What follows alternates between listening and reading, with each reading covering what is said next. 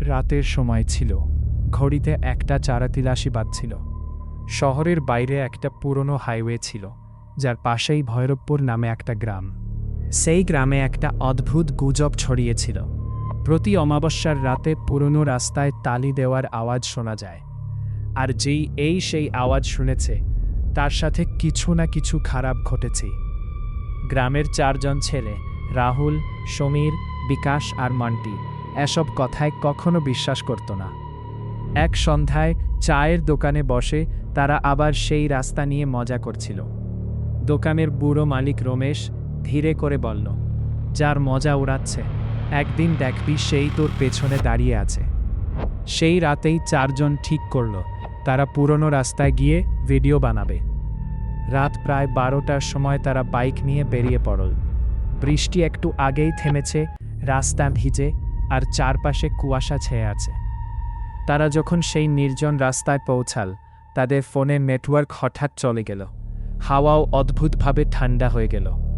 ঠিক তখনই অন্ধকারের মধ্যে একটা আওয়াজ ভেসে এলো, ঠাক ঠাক ঠাক, তালির শব্দ। 4জনই থেমে গেল। একটু দূরে কুয়াশার মধ্যে একটা ছায়া দেখা গেল, লাল শাড়ি, ভেজা চুল, হাতে চুড়ি। সে ধীরে ধীরে তাদের দিকে এগিয়ে আসছে। কাছে আসতেই সব্বার রক্ত হিম হয়ে গেল। তার চোখ পুরো সাদা আর মুখে অদ্ভুত একটা হাসি। তাড়াতাড়ি চলে যাচ্ছে, সে নিচু গলায় বলল। তার গলাটা না পুরো মেয়ের মতো, না পুরো ছেলের মতো। মন্টি হাসে উঠল। কে তুমি? সে কয়েক সেকেন্ড চুপ করে থেকে বলল, যাকে তোমরা কখনো মানুষ বলে ভাবনি। সে জানাল, বহু বছর আগে কিছু ছেলে এই রাস্তায় এক কিন্নরের মজা করেছিল, তাকে মারধর করে মরতে ফেলে রেখে যায়। তারপর থেকেই তার আত্মা ওই জায়গায় ঘুরে বেড়ায়। মন্টি রাগে একটা পাথর ছুঁড়ে মারল তার দিকে। পাথরটা তার শরীরের ভেতর দিয়ে সোজা চলে গেল। ঠিক তখনই রাহুল চিৎকার করে উঠল, কারণ সেই একই মহিলা মন্টির পেছনেও দাঁড়িয়েছিল। হঠাৎ চারদিক থেকে তালি দেওয়ার আওয়াজ ভেসে আসতে লাগল, ঠাক ঠাক ঠাক। সমীর ভয়ে দৌড়াতে শুরু করল, কিন্তু কিছু দূর গিয়ে দেখল রাস্তা যেন উধাও হয়ে গেছে, শুধু অন্ধকার।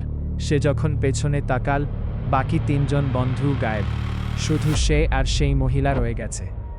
পরের সকালে গ্রামের লোকেরা 3জন ছেলেকে অজ্ঞান অবস্থায় খুঁজে পেল, কিন্তু মন্টিকে আর কখনো পাওয়া যায়নি। শুধু তার বাইকটা পাওয়া গেল, যার ওপর কাদায় লেখা ছিল, হাসি ফিরে পেয়েছি। সেই দিনের পর থেকে গ্রামে আর কেউ ওই পুরনো রাস্তাকে নিয়ে মজা করার সাহস পায়নি। আর প্রতি অমাবস্যার রাতে আজও সেখানে তালি দেওয়ার আওয়াজ শোনা যায়, ঠাক ঠাক ঠাক।